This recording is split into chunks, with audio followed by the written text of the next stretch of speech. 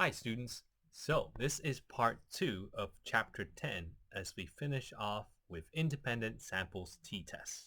So in the last part we have finished reviewing the 4 steps of hypothesis testing which we'll use for independent samples t-test, and we review what that means, which is instead of comparing a sample to the population, we are comparing 2 samples from which each sample is drawn from a separate population, which means each sample has its own variance and its own sample size, and the sample sizes could be equal or not equal, and for either case, whether it is an equal sample size or an unequal sample size, we would either need to pull the variance for different sample sizes or use the individual variances if the sample sizes happen to be the same. Having done those steps, and when we come to decide to reject the null and say there is a difference, then the next step in our independent samples test is to measure the effect size. So to review, we have 3 techniques so far in this course for measuring effect size. We have Cohen's d. In this case, you can see in the slide, we're going to use the estimated Cohen's d. We also using the percentage or proportion of variance explained, which is R squared. And finally, we're also going to use or make confidence intervals as a way to estimate the population mean difference using sample means. So that would be the main focus of part 2 today, along with how to present your findings in literature for independent samples t-tests, and a review of all the learning outcomes that have been covered in this chapter. So let's begin. When we measure effect size, again, using one of the 3 techniques, each one is built from the previous chapter. So for example, with Cohen's d, we're still measuring the mean difference. In this case, we start with the estimated mean difference from sample mean 1 minus sample mean 2.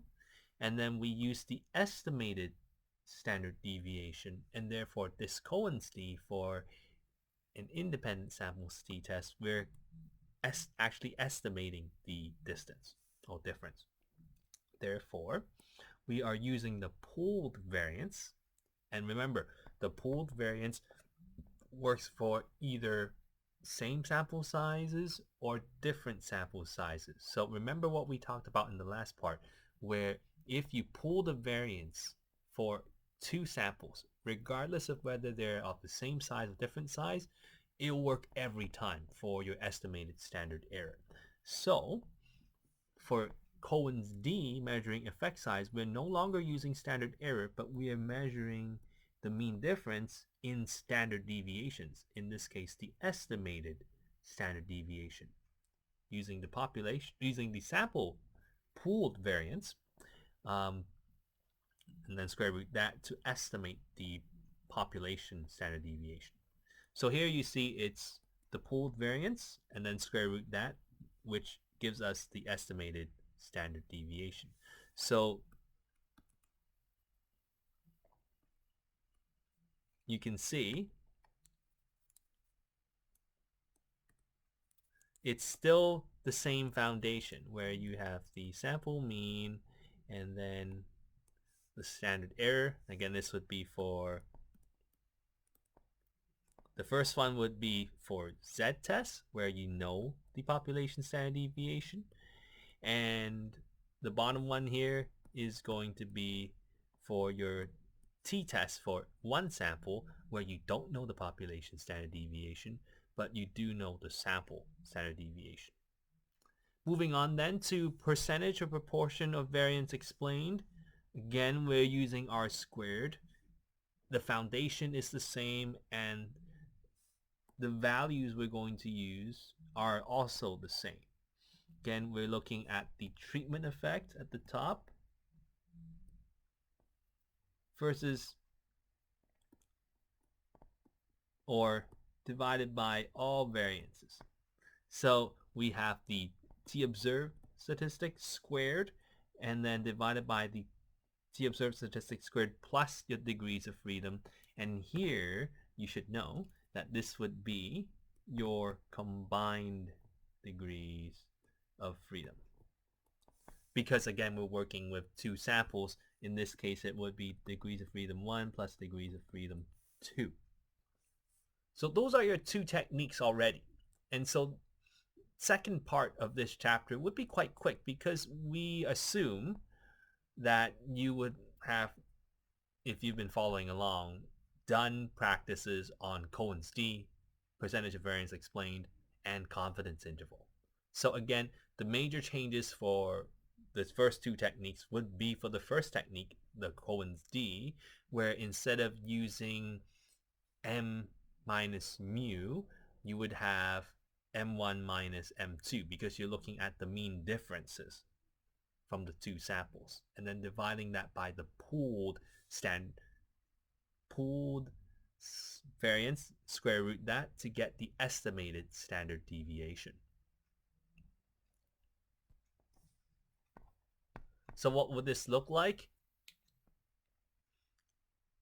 For your r squared, again, we're trying to account for how much of the variance explained is accounted for by the treatment effect. So in your distribution A here, you see, oh, okay, when the scores include the treatment effect, you can see, okay, the distributions have less overlap. And you can see the mean differences quite clearly. Whereas when you remove the treatment effects, and this would give you the result, and the r squared would compare this one with the treatment effect as the numerator, so t squared, and then when they remove it, it's like this. So then you would see, okay, here when the treatment effect is removed, well, both samples then would overlap a lot more. And they would look as if they're from the same population. And so figuring out the ratio between the variances explained by the treatment effect and then the variances when the treatment effect are removed will help us figure out how much of that variance in the test is explained by the treatment effect. Lastly then, in terms of measuring effect size, we can also build confidence intervals to estimate the population mean difference. Similarly, we use the same structure. So now remember the structure for confidence interval? Well, we use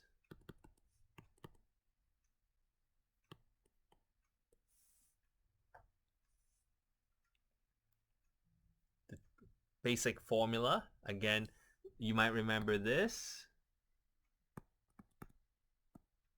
or I can put m instead, and there you go.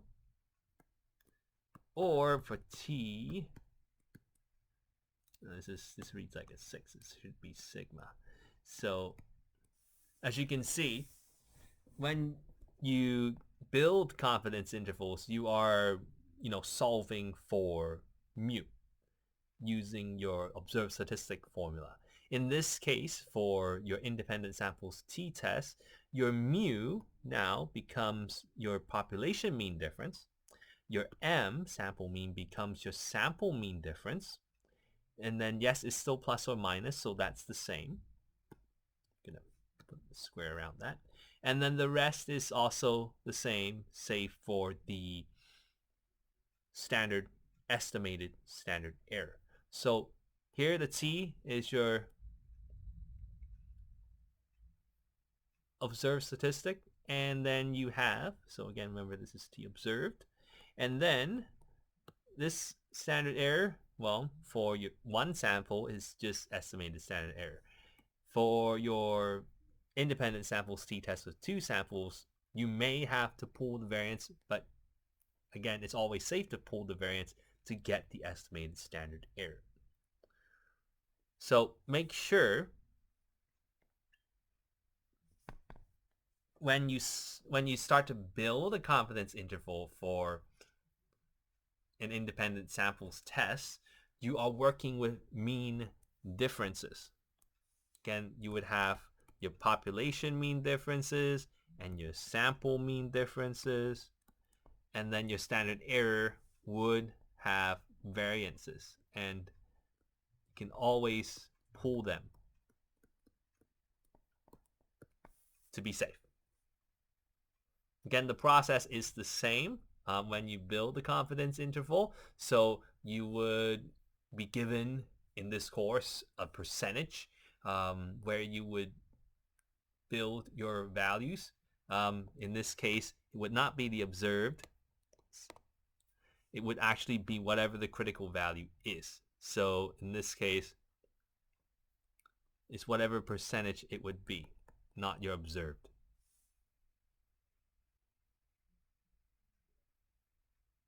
Repeat, not the observed, but you have the confidence interval based on whatever percentage that you would choose.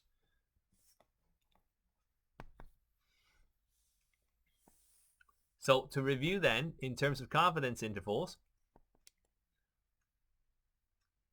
this interval estimation is used to provide the size of the treatment effect. So you're trying to use confidence interval to see how large the treatment effect is. So the mean difference you're trying to see to estimate in the population can be done with the confidence interval. It also lets us see if there is, a significant effect. If the interval contains 0, again, because we're solving for your population mean differences, if it has 0, then you would not get a significantly different effect. That means, well, there is within that interval 0 difference. However, if the interval does not contain 0, then the treatment effect was statistically significant because the sample means are far enough away from 0 difference, that is from your null distribution, the mean of the null distribution, which is 0, for you to say there is a significant effect. Again, just to say this one more time, when you set the confidence interval, you're not using t observed, you're using whatever t critical values with the combined degrees of freedom to set the critical value. So again, the t would be t crit. But again, it's based on the percentage of your confidence interval, not your t observed. So a 95% interval would have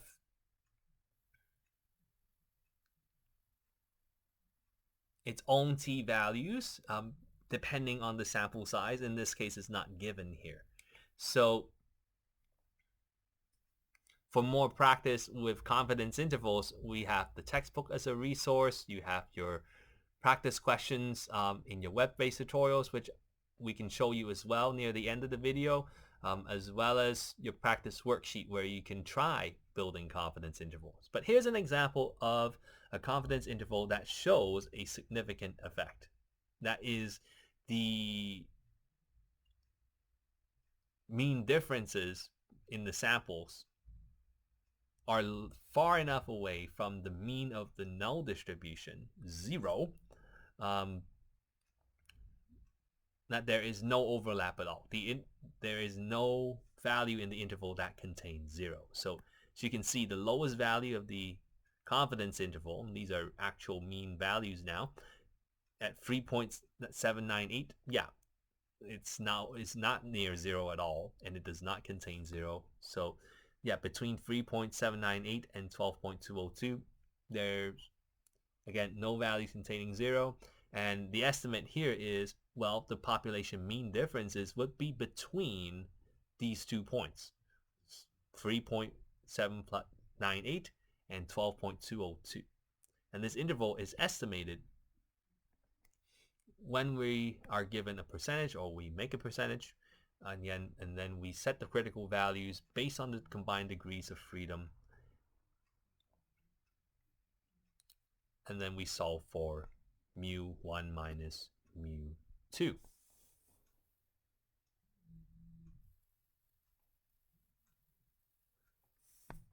Once we've finished measuring the effect size, then we can report the results either in this course as a question, or whether when you're doing an independent samples t-test in your research methods class or in your research project.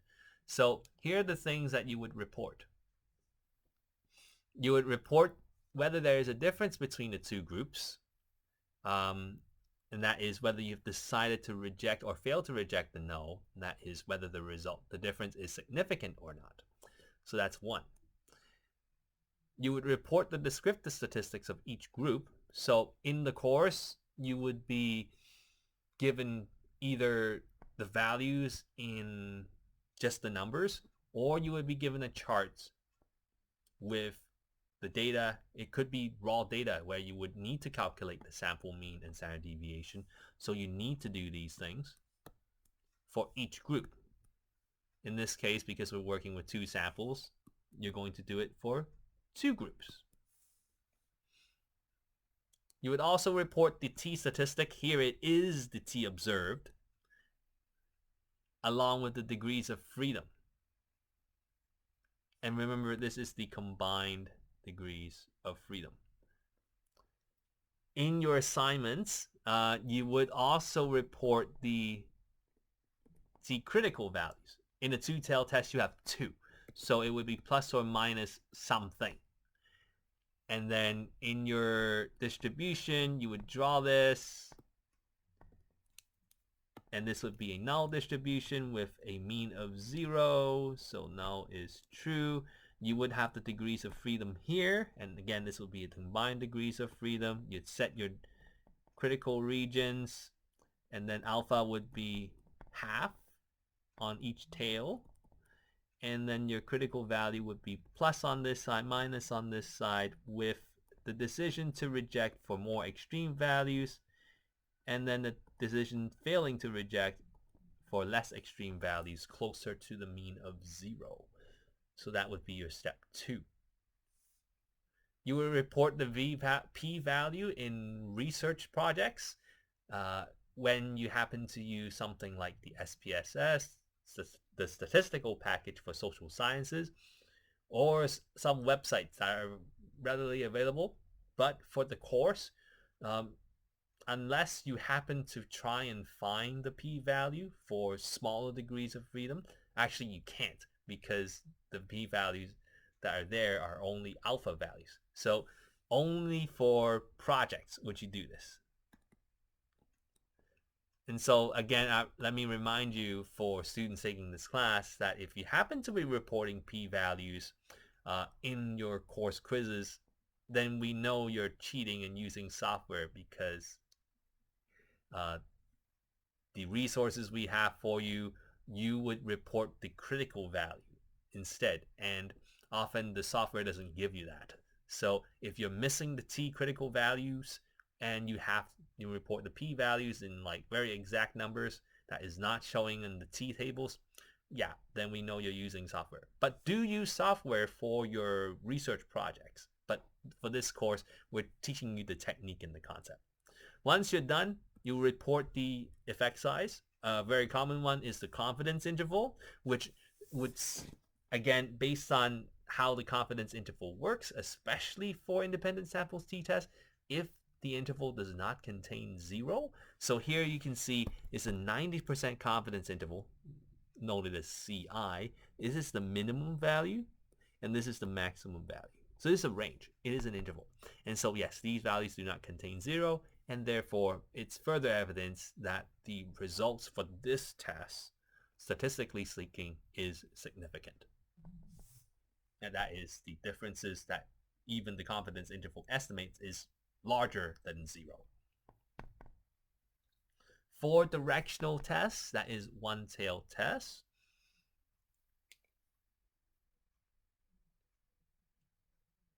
like in the previous chapters that we have discussed, you need strong reasoning to justify a particular direction. Again, these would either be, okay, you've done the test before, there is a difference. Now I'm going to see if there is, a difference in a particular direction. So you are making a specific prediction in a particular direction. So note a few things. Your critical region is in the appropriate tail. So obviously, if let's say in your last test, let's say this is test 1, you're doing a two-tail test. I'm going to use Roman numeral 1. Null is true. And then there's a combined degrees of freedom, and then you got your alpha divided by 2 because it's a two-tail test.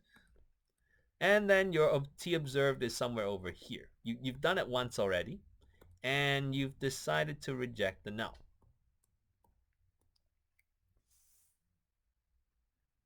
And let's say, oh, lucky us, so to speak, hey, we didn't make a type 1 error. And it turned out on that day there really was a difference, and our test accurately led us to make a correct decision. So let's say in test 2, okay, well, we know from the previous tests that, yeah, there is a significant difference, and the effect size measured in confidence interval is far enough away from 0. So the next test I would, okay, let's test it again. It's called replication. You can test it again to see, if we get the same result, which provides further confirmation that, evidence supports your hypothesis. In this case, then, you do a one-tail test. Generally, you would make it more strict because you're testing for, let's say if alpha here was 5%, and then this was two-tail test.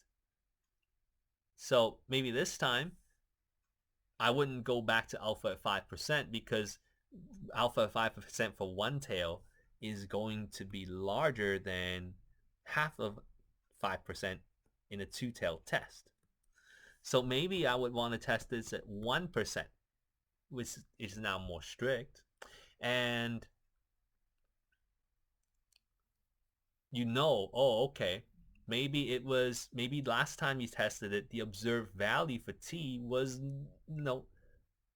near or even further than your critical t value where alpha was at 1%. So we would test it again this time. Okay, we got the whole left side now where we would fail to reject the null, and then everything that is higher than your critical value, you're going to reject it. And so again, let's say, it turned out the observed statistic is just as extreme as it was in the previous test.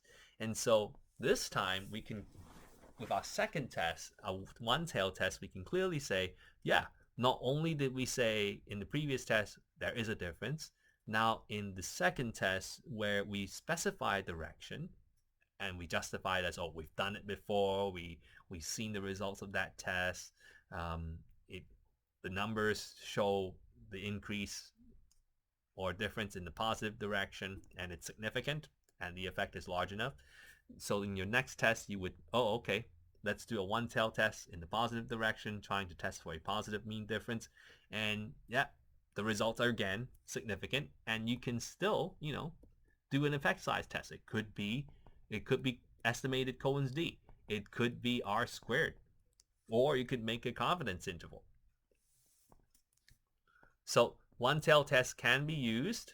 Often it needs some reasoning and justification behind it. Usually you've done the test before and you've seen there is a difference, and it's showing clearly in a particular direction. And your next test would be in the same direction. You wouldn't do a one-tail test on the negative side if your previous test showed a positive difference. It makes no sense. So also you would report that you have done a one-tail test. And if you're doing this, as a research study, your literature review would probably include either your own previous research, which you'd cite like this, like your test one, where you've tested it before and it showed a, you know, significant result, two-tailed test. Or you found other people have done the test and it was a two-tailed test and the results were significant and you wanted to replicate it with a one-tailed test. So you would say those things. Remember, the last thing is for your step one, when you do a one-tailed test, there are two possibilities for the alternative hypothesis.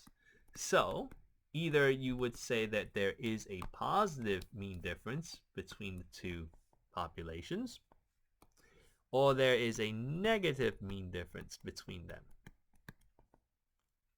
Therefore, when you write the null, and this is where we recommend you start with the alternative first if you're doing a directional test, that is a one-tailed test. You start with the alternative so you know which direction you are testing for, and then the null would be the opposite of that, including the equal to 0. So the first part is the same, and then it's the opposite and equal to 0. So if you're testing for an alternative hypothesis where the mean difference is less than 0, the null would be the mean difference is greater than or equal to 0. Conversely, if you were testing for a mean difference that is greater than 0 as your alternative hypothesis, you would say, the null hypothesis would be that the mean difference is less than or equal to 0. In this case, this particular scenario is what's being used for test 2. Whereas for test 1, we were simply testing if there was a difference. So the mean difference here would be equal to 0, and then your alternative would be, well, the mean difference is not equal to 0. So that's the rationale for a one-tailed test or directional hypothesis test.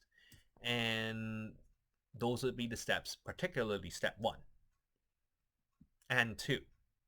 How you would state your hypotheses, null and alternative, and how you would set your critical region. And make sure in your report, as the outline says, you would state that you have done a one-tailed test specifically. So again, in terms of how your sample distributions would affect your decision making, this is a case where if you remember things like, if I compare the two sample distributions and there's a large mean difference of low variability between in each sample, then you are more likely to reject the null because the difference is not large enough for it to be considered as more extreme or noticeable, quote unquote. And the variability between them, that means that if it's small enough, then there's no overlap. So therefore, when you measure in terms of standard error, the standard error is small enough so that the observed statistic would make it be further more extreme from the mean of the null distribution, which is 0, and then it would lead you to reject the null. So here is a case where there's a large mean difference and a small variability between or within each sample.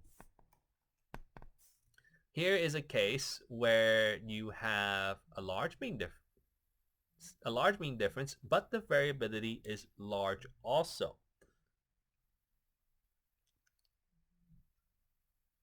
In this case,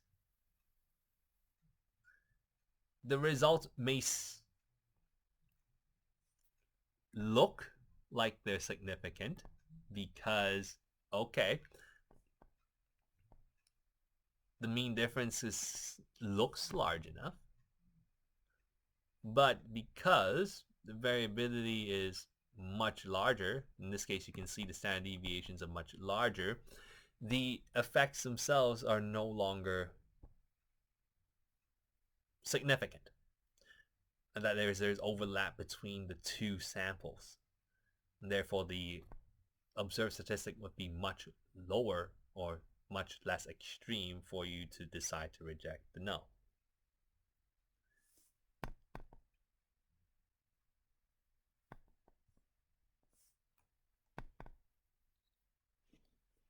So last bit then, which is still important, is that because we're working with multiple samples this time, 2 samples, just 2, not more than 2. Next week we have more than 2 samples, and that's going to be ANOVA, analysis of variance. When we have more than 1 sample, in this case 2, we have to make assumptions about each sample and each population from which the samples are drawn. So here are the assumptions that we would make. And we would test these assumptions too. First one, the observations of each sample, they must be independent. Well, that's the whole idea for independent samples t-test. So remember from the last video we talked about things like, well, what does that mean? Well, that would be that each sample has a different person. And in fact, the characteristics that define those samples would be distinct. So it would be things like male and female samples. It could be English majors and math majors. It could be people who choose to take the vaccine and people who choose not to take the vaccine. Something distinct. And they are independent in the sense that they're not the same people. That means they're not like doing one treatment and then doing another one, or they're sitting next to each other in the study where they could influence each other. No, the samples are both, and each sample are independent. And the populations themselves from which the samples are drawn, just like before, the population distribution would be expected to be, or assumed to be, normally distributed. Here, both populations must also be normally distributed. Here, yeah, read normal as normally distributed.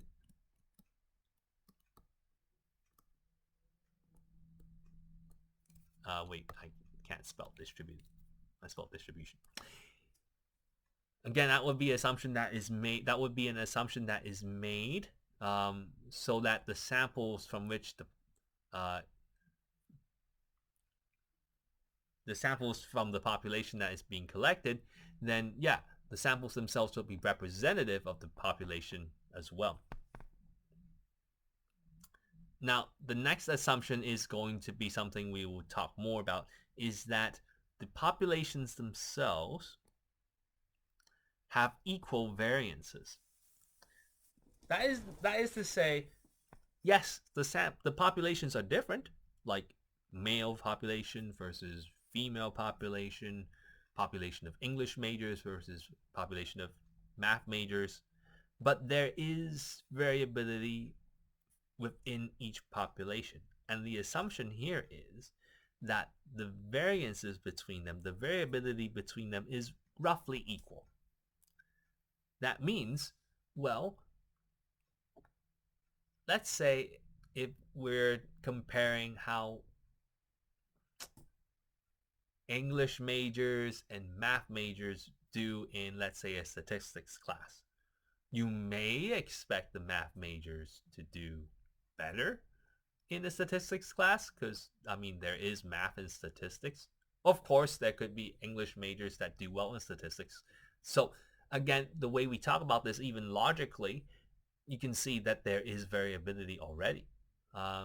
So one of the assumptions to see whether one sample or one population does better in statistics than the other one, we have to assume that there is variability within each population, and then the variability is roughly equal.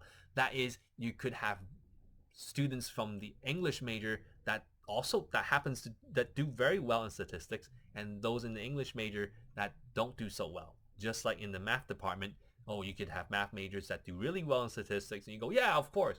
But you could also have math majors that don't do so well. Maybe it's the concepts, or maybe they're overconfident or thinking, it's simple math when they're used to calculus 2, or whatever. Still, there is variance and we assume the variance is equal.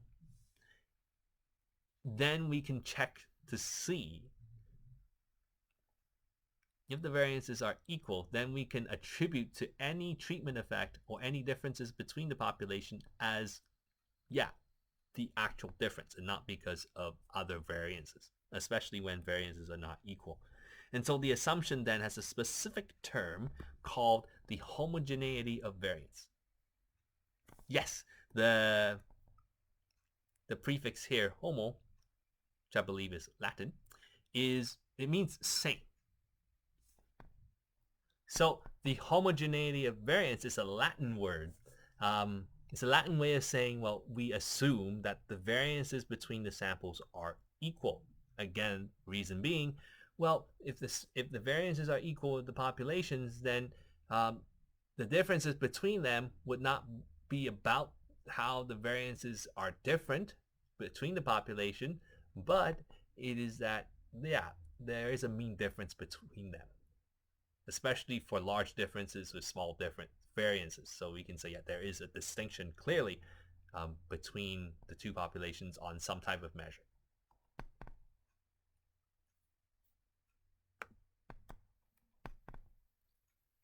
And there are tests to see whether the variances between two populations are equal or roughly equal.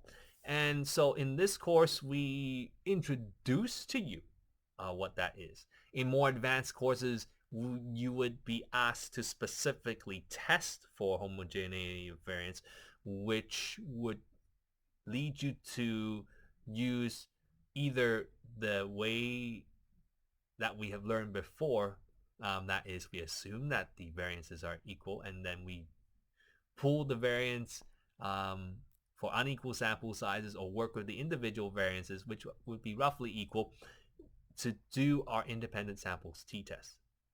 But when that assumption is violated, that is when the variances are tested to be not equal, then we would need to pool that variance as well and pool the degrees of freedom. So for now, we'll show you what that test is. This particular Fmax test by Hartley, we would not test you on this. For all the questions we have, we're going to assume that the populations are normally distributed and that the variances in each population, they're roughly equal. But here's the test anyway. So the Fmax test tests the homogeneity of variance by measuring the ratio of the largest variance over the smallest variance.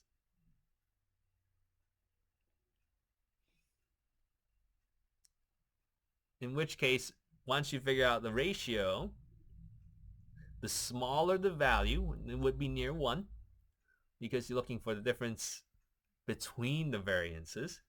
And actually, this F right here is going to come up again in your analysis of variance, and the whole chapter is going to be looking at F ratios. After we explain why we do analysis of variance and the steps involved in doing analysis of variance and the components of how we get those variances for each group, the ratio we have is going to be a ratio of variances between groups over the variances within groups. It's the same idea, and it's this ratio. And so the closer that ratio is to 1, because we're measuring difference between variances, and so if they're the same, then the difference between each variance when it's large and the difference between each variance when it's small, well, they would be the same, and so therefore when the same number is divided by itself, it's going to be 1. But however, when the large difference between sample variances is actually larger than the smallest one, then you're going to get a ratio that is larger than 1. So again, if the value is close to 1, then yeah, your assumption is not violated. That is, yeah, you can continue to assume that the sample variances are equal. But if your value is larger than 1, substantially so, it could be like 3, 4. Yeah, again, you can measure that, and we'll explore that in the ANOVA. But again, you're not going to be tested on this particular thing in Chapter 11 when you're doing, Chapter 10, when you're doing independent samples t-tests. We're going to assume that the population variances are equal. But this test is, testing to see if the variances are roughly equal. When you have unequal variances, that is, you've done your Fmax test. Again, you don't have to do it for this class, but in your future classes, you probably will. Then you would also pool the degrees of freedom, because the populations have other differences now. Like, they're not just going to be you're not just going to measure mean differences, but you're also going to need to account for differences in variance. So the degrees of freedom from which you draw your samples in the population, you're going to need to pool that too.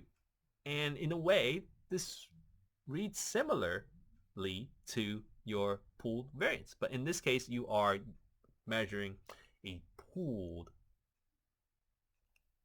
or an adjusted degrees of freedom, which you'll use for your pooled variance. Again, for more details on this, you can refer to your textbook, but we will not use the alternative or adjusted degrees of freedom in this course, and we will not test you on it. But just so you know, when you test the assumption of the homogeneity of variance and that assumption is violated, and one way you can test that was with the Fmax test, then you need to adjust the degrees of freedom as well. But remember, for slides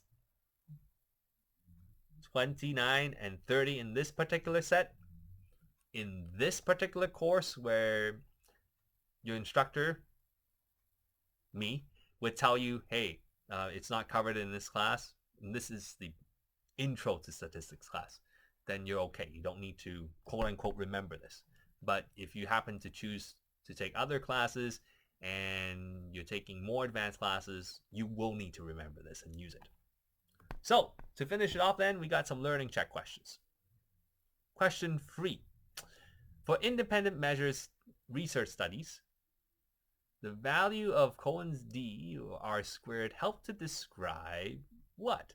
So you can read your choices here, whether it's a risk of a type 1 error, risk of a type 2 error, how much the difference is between 2 treatments, or whether the difference between 2 treatments is likely to have occurred by chance.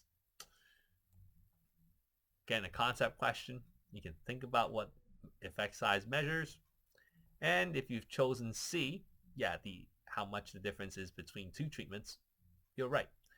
Again, D sounds like it, but this would be your hypothesis testing, where you make your null distribution, that is your sampling distribution of means, and you would see whether the observed statistic is extreme enough. But for your effect size, you're measuring the mean differences between 2 treatments in your estimated standard deviation. Remember, for Cohen's d in this particular chapter, when we have independent samples t-test, you're using pooled variance, and then you square root that to get the estimated standard deviation. Whoopsies, but that's okay. Let's read the questions first. If you're doing the slides anyway, you would have seen the answer. But again, make sure you see you figure out the answer for yourself, and you make sure you can explain how you got each answer. So here we go. True, false statements. A, the homogeneity assumption requires 2 sample variances to be equal. Well, we just talked about that, and in this video would be about like 2-3 minutes ago. And you can see what slide that was to, slide 28, and see what that says if you have to. And you can think about the rationale that was discussed as well, why we need to assume this. And B, if a researcher reports the following, T at the combined degrees of freedom of 6 yields 1.98. And again, this would be the observed statistic. And your p-value is greater than 0.05. With this as well, you can also see what the critical value would be. It's not reported here, but you can look for it in your T table with the combined degrees of freedom of 6. Then the null hypothesis is rejected. Again, there are several indicators here. One is very obvious. The other you can figure out and see for yourself what the critical T value for the combined degrees of freedom of 6 would be. And then unless this is not stated as a two-tailed test, you can start with a two-tailed test and see. So take a look. And yeah, both statements are false. In the first statement, the reason for it is, well, yeah, that's one of the major assumptions. It's the third on the list, that the variances in the populations are equal. And for B, no. The observed p-value, it would be p observed, just like we have a t observed. The p observed will be less than alpha, which means the observed statistic is more extreme than your critical value. So there's a t crit, or critical value of t, and there is a critical value of p, which is alpha, your probability of a type 1 error. And then there's also a t observed, which is your observed statistic, and your p observed, which is the probability, the area under the curve where the observed value begins. Well, beginning with the observed value, and then all the other values more extreme than that. So therefore, if p observed is greater than alpha, you're going to say you failed to reject the null. Therefore, the result was not statistically significant. So when you use software like SPSS, which stands for the Statistical Package for Social Sciences, you would get the values that we've talked about and more. So another test that is used to test the homogeneity of variance is the Levene's test, which is also an F ratio. And so once you have gone through ANOVA, you can see why the F ratio is used, because we are testing variances. We are analyzing variances. And the foundation for that is going to be the variance between groups divided by the variance within groups. And so that's the F ratio. Again, for this particular class or course, you do not need to test for the homogeneity of variances, but once you understand how ANOVA works, and if you happen to take more advanced courses and you reflect on, why we need this assumption of homogeneity of variance for independent samples t-test, you would do the test naturally and you would make adjustments. Remember, the population variances can be not equal, and therefore in those cases we need specific procedures for those as well. Again, you have your group statistics. That would be your descriptive statistics right there. You would have your samples tests, and so this column would be, well, you test the homogeneity of variances to test the third assumption in your outline. You would make your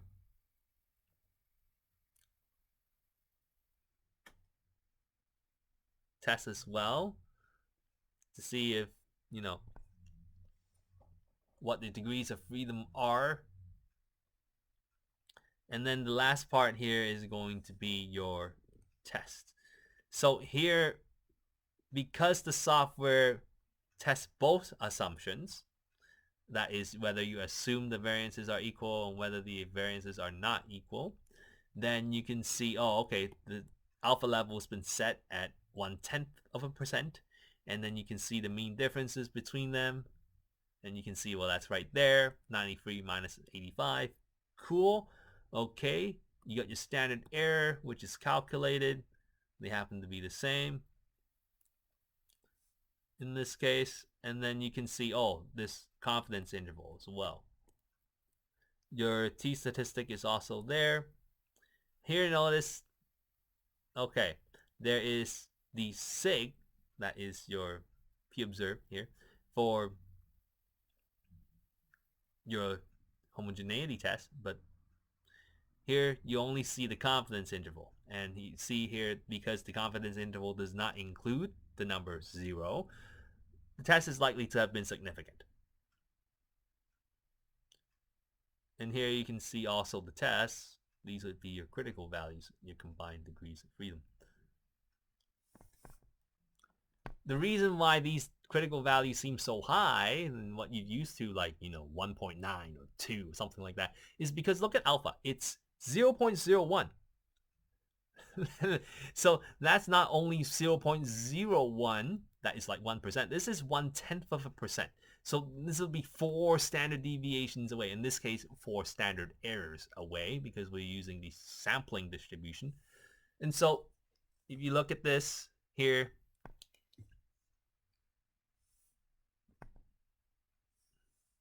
you can see, oh, okay, the degrees of freedom that's used here for each one. Yeah, the combined degrees of freedom here, it's either 17 or 18. So the values here is 3.965 and 3.922 when the two-tail test is 0.001. So again, SPSS has rounded off those numbers. And so again, remember, the lower you set alpha, the further the critical value is going to be away from the mean. So what we've done here is that you may notice this and you may realize, without knowing the steps, without knowing the components, without knowing the calculations, without knowing the story and the logic which we use these things, including the steps and the calculations and the components, you would not be able, and I say this first in a negative way and then I'll say in a positive way, you would not be able to read this chart. You would not be able to read the output and explain it. You would not be able to check. So you would rely on maybe something, certain numbers, or maybe at the end to go, oh, the results were significant. So this would be a case where, in real life, you would, be watching the news and then the news report would say, oh, the study showed that, that there is a difference, there's a significant difference, or there's some effect. So for example, in the vaccine test, most people would hear on the news, oh, this vaccine was working. Again, at the time of recording, it's like COVID-19. This is like May 24th. The first test for Canadian vaccine, or the first phase, show, oh, okay, it's safe. And people and the participants show some immune effects to it, the building immunity to it, which sounds great. But to see how the test was done and to see the numbers behind it and to see what the results are statistically, you would need to look at stuff like this output. And again, without knowing how hypothesis testing works, without knowing the components and the steps, you won't be able to read it. So to say it positively, if you're taking courses in research studies, if you're taking more statistics courses, if you want to become a researcher and make a difference in the world that way, doing your studies with about things that matter to specifically you and by extension the people around you. It could be stress levels for international students. It could be how to improve academic performance. It could be improving relationships, whatever it is. And you're doing tests with real data from real people.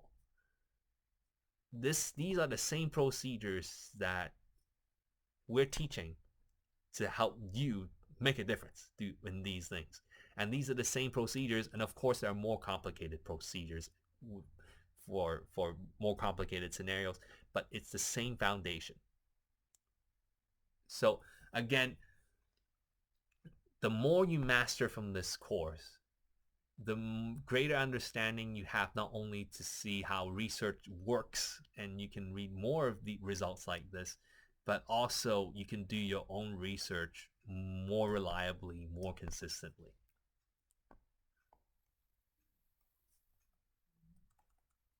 I'm going to go back to the slide here.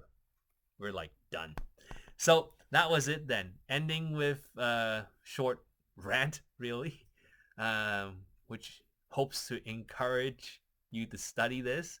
There are 2 more chapters left in this course. Analysis of variance and correlations plus regression. We have finished our t-tests chapter, and we have finished our introduction to hypothesis testing in the way that, yeah, you can now compare mean differences for either sample to population or sample to sample, and each sample is drawn from a supposedly separate population. So reviewing your learning outcomes then, by the end of this, with practice, you should be able to do the following. 1, describe the structure of the research study that is appropriate for independent samples t-test. That is, your samples are independent from one another, and you're testing 2 distinct groups, or at least you're trying to see if the groups are distinct, and you're not doing something like a pre-test, post-test, or the samples are affecting or influencing each other in some way.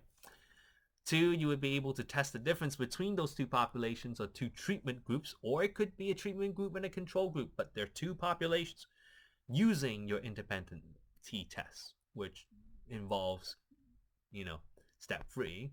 And this is what the statistic is, your observed statistic. Remember, for effect size, I'm going to say this one more time. Your confidence interval, you're using the critical value of the percentage that is given or you use for your confidence interval, not your t observed for your confidence interval. The effect size is the t observed. So note the difference there. 3, you would be able to evaluate or measure the magnitude of the observed mean difference effect size using Cohen's d, r squared, or confidence interval. For Cohen's d, your t here would be your t observed, t squared. For your t in your confidence interval, it was sort of like a t critical value, except it's for your percentage of the confidence interval of the interval. So for example, a 90% confidence interval would have 5% on one side and 5% on the other side outside of that interval, and therefore it's like a two-tailed test for 10%. And then depending on what your degrees of freedom is, you're going to get your quote-unquote t critical values. Remember, this is not the same as your null distribution t critical values. This is your confidence interval critical values, from which you use, those t values, and then you would say, okay, I would do plus or minus, and then that's with the estimated standard error, and then the sample mean plus or minus t times estimated standard error. And finally, you would describe how you can evaluate the assumptions. Again, the populations are normally distributed, the samples are independent, and the variances in each population, they're equal to each other. And make adjustments when the variances are not equal. So that's it for today. I'm going to finish this video with showing you the resources that we have to help you practice this. In some ways, as I was preparing this, the effect size stuff and the confidence interval stuff, they seem shorter at first because, it's built on what we've done in the last 2 chapters. But because we're working with 2 samples, you still need to do the necessary and extra steps. So here are the resources. If you're taking this at Alexander College, you can go to the Canvas course, go to your module, chapter 10, which leads you to this. Oh, I can't grab the window. Here, oh, that's your discussion board. Actually, this one. There you go. Your module here, this explains what it is. You got your lecture slides, which you can view. This is part 1 already. It's going to be part 2. I'm going to post that. And then you got these web tutorials. Again, use Microsoft Edge or Apple Safari for this. So for example, if you want to do measure Cohen's d, which I have here, you click that. and it will look something like this. You have your step-by-step tutorial again. Remember, you're measuring the mean differences divided by your estimated standard deviation, which is your pooled variance, divide square rooted pool variance. So if you were to do this step by step, oh, okay, let's say I don't know. You would add the sum of squares first. Okay, and then because you're pooling the variance first. So you get, 8 plus 24. Well, that should be 32. I'm just going to enter 33 and see what happens. Uh-oh, it's wrong. It's 32. Again, you follow the steps. Next question, the combined degrees of freedom. Oh, okay, here it's n minus 1 plus n minus 1. The samples are the same size. Should be 8. I'm going to type 9. Common mistake. No, because each sample has a degree of freedom of 4. 5 minus 1, therefore it's 8. Okay, done. Next step. Okay, what's going on? It's asking for the pool variance. Okay, so here. Okay, so I need to divide the sums of squares by the combined degrees of freedom. So, okay, 32 divided by 8 should be 4. Let's make a mistake again. No, it shows me what it is. So these are the step-by-step guide to help you do it. So again, to show you how you could get that. So let's say you're trying to estimate the standard error. If you use Chrome, I think Chrome's disabled Flash, so you won't be able to use it unless somehow you're able to enable Flash from Chrome. They're going to disable it permanently, I think, at the end of this year anyway. So what you would do is copy the link, copy link address, open Microsoft Edge, or if you're using Apple Safari, then you'll have to download the plugin. Yeah, sad news. And then select Flash, allow it, and it should show up. And there you go. You can do your step-by-step there. You can also use the textbook, of course, and that's at the top. Statistics for behavioral sciences. Again, you can download the textbook and find the corresponding chapter. In this case, it would be 10. You would be using the formula here for your t-statistic. You got your observed statistic here, and then your estimated standard error here for either... No, they don't even give you the either or scenario. They make you pull the variance all the time because pulling the variance works every time. So you probably want to pull your variance there. For students that just went straight to this, you're going to pull your variance anyway. So in this case, this just works to your advantage. But it's not going to do that all the time. So if you've been following along, you also would know why you need to pull the variance. You would use the same t-table as before. This time your degrees of freedom is your combined degrees of freedom, so make sure you do that.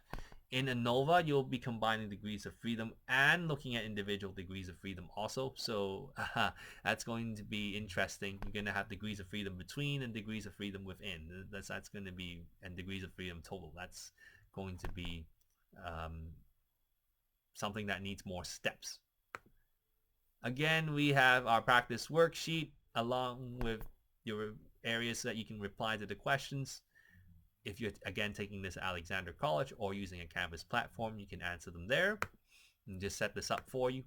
And the practice worksheet is here. You get your sample data for both of these questions. Let me double check. They're of same sample size, and you would do your descriptive statistics first, figuring out your sample mean, sample variance, and sample standard deviation, and so on, and then doing your steps here. That is, you're going to need to figure out your t-statistic, you're going to need to figure out your hypotheses, you're going to answer certain questions as well. The computed answer here would be your descriptive statistics as well as your t observed, and then you would say whether there's a difference or not and figure out what type of error you made. You can also do effect size as well if you have decided to reject the null, so you can practice confidence interval, R squared, or Cohen's d. So that's it for chapter 10. After doing these practices, if you got any questions, you can contact my college email address. Again, just a reminder for this chapter as well. There's no substitute for checking all the resources that's available and spending that extra time to practice questions, to gain and develop and build the skills you need to make those hypothesis tests, because the assessments in the course is going to test you on those skills. So with that being said, keep going. You can do this, and we'll see you in the next one.